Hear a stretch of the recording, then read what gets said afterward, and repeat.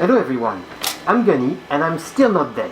I've just been really busy with my company, making sure everything is legal for my rifle, and well, let's be honest, I've also played quite a bit of games on PC or on tabletop. Anyway, I'm gonna be restarting making video, and to start with, making an update on the GR380 project. The project is not broken, I just dropped this the test fit prototype on the ground and broke the stock, which, you know, obviously is hollow but will be made of solid aluminum in the actual prototype. So, what has changed with the GR380? Well, at least on the model, you can see that I no longer have this weird gap in the middle because I've adapted the threads from Imperial to metric because, well, fuck the Imperial system, quite frankly. So, it's now completely, it is now properly threaded and the handguard fits all the way on. Inside of the handguard, maybe you can see it, there is now an actual gas block with the gas tube going all the way inside of the receiver, which is still essentially an oversized, well, not essentially, it is an oversized AR-180. So, if I take a cheaper brush to open it a bit, because all of the holes are properly dimensioned now, you can see that I have a mil-spec trigger system, all of the little accessories that you would normally want for this system, including the hammer, safety and everything. Like so. Still no firing that thing because that would explode in your face. Regarding the, put this back in for now, I haven't put the springs for the pins because I don't want them to get stuck. On the other side, we have the charging handle, which is one piece, and we'll have a, an M16 or AR-15 claw in order to catch the end of its track. That way, essentially, it will stay forward and it will be non-reciprocating. So if I push this backwards, it unlocks the bolt, obviously enough, which fits perfectly inside this 6.5 Creedmoor barrel from IVI. Well, no, this one is a Sterling Arm International, but they are made by international barrels. Pushing it all the way back, bolt carrier comes out. You can also remove, like I said, the one-piece charging handle. One piece because, well, I don't want to deal with a shitload of parts that have all to do different things. We still have the non-captive springs with dual guide rod, end plate, and the stand-in for the buffer. You can go to the ground. You can go to the ground as well. And on the bolt carrier, as you can see, we have some kind of, we pretty much have a bastard between an AR-180 and the AR-10. So, obviously there is a gas key completely on top that fits perfectly inside of the upper receiver. So that's good, works perfectly fine. You have obviously vent holes on the side. You have the holes for the retaining pin as well. And if I remove this cam pin, which in this version of the print is literally just an AR-10 cam pin that has the hole rotated 90 degrees for the how's it called, for the firing pin. I did that purely in order to save some space on top. And if you look at the bolt head, you can see that it is pretty much exactly an AR-10 bolt. It uses exactly the same part, but it is not compatible because obviously this is an AR-180. If I were to have the cam pin completely on top, or sticking exactly there, the issue would be that, well, it would interfere with the guide rods and the springs. So, rotating the whole 90 degrees allows me to make it, everything fit. Obviously, this is a 308 bolt, using the exact same dimension, material, and everything else from the AR-10. So, it will be compatible with, well, you will be able to shoot both 308 or 7.62x51 and 6.5 Creedmoor. For rear assembly, usually, well, normally, you'll know exactly what happens.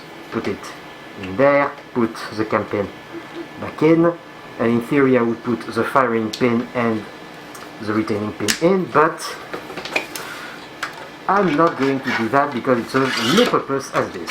Well, forgetting to put the charging handle is also going to cause some issue. And there we go. I'll reassemble the rest later. So, what is happening with the project in and of itself? Well, the prototyping has pretty much been completed, at least for the 3D prints. This is almost the final form. The last version I have done a few modifications, like for example there is a little bit more of a gap inside on the upper receiver for the bolt release to fit. And the other difference is, normally if you are on an AR180 like the WK180 or the R18 from Sterling Arms International, which I'll review at some point, I have one somewhere. One of the issues is the upper is made completely in aluminum, including the rail for the campaign to slide under. That causes an issue because at the beginning of travel, essentially, the campaign is going to, quite literally, rub on this aluminum piece, and steel versus aluminum, you know that it's going to create a burn, essentially. It's particularly bad on the R18, but I'll go back to it during the review.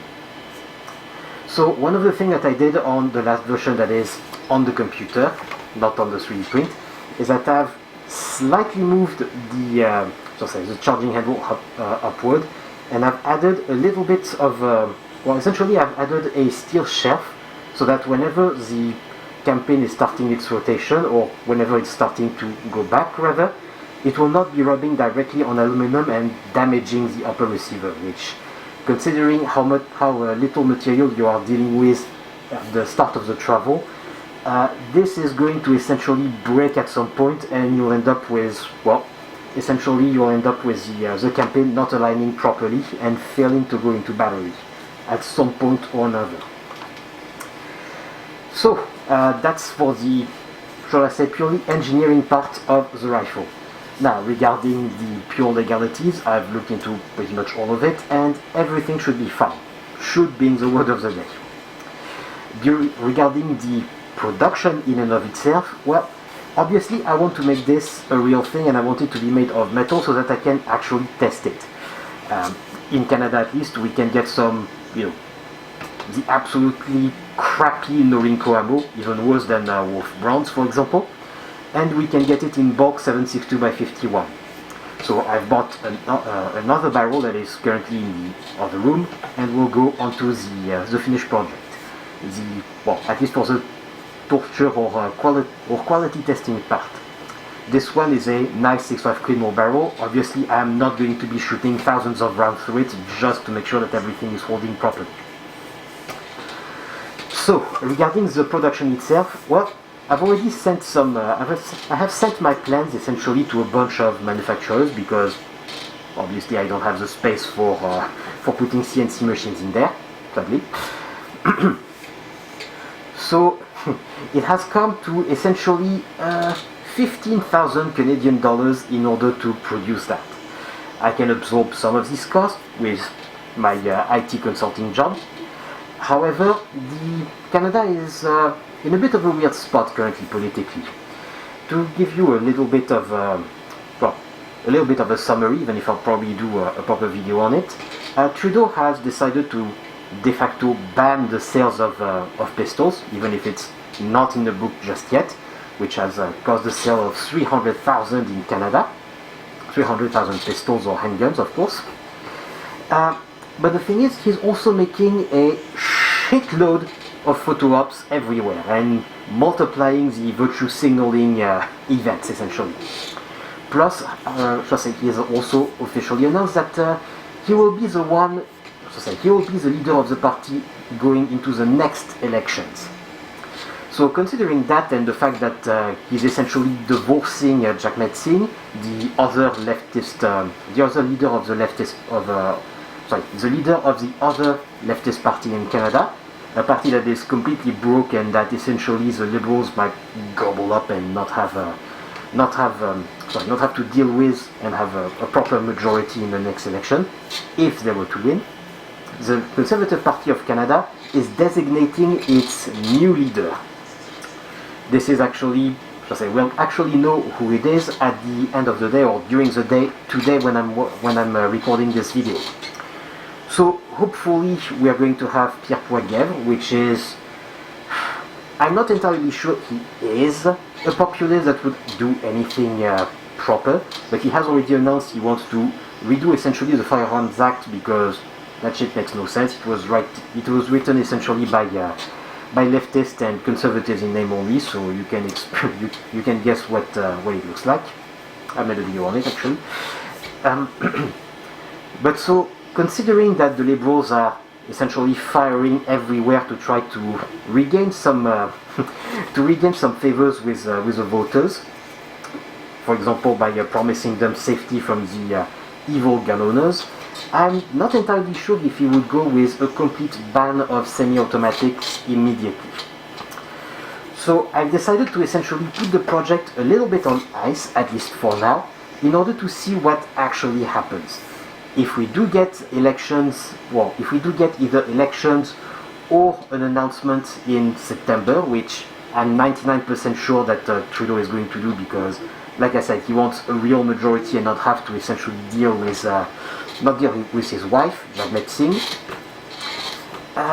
If we do get a conservative government, I'll be able to go full steam ahead and not risk ending up with 500 units that I either cannot sold or that I cannot send to the owners. And the reason why I'm saying 5,000 units is because I looked also into the mass production of this rifle. Like I said before, I want to essentially have an MSRP under the $2,000 mark, at least, for the receiver sets, charging handle, and everything that needs to actually be proprietary. So it requires to make a certain amount of them.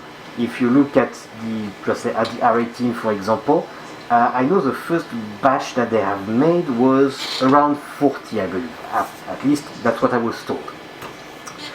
So that's probably one of the reasons the R18 as a complete rifle is costing $2,700 per unit, or $2,850 if you want to have the Zukov stock version.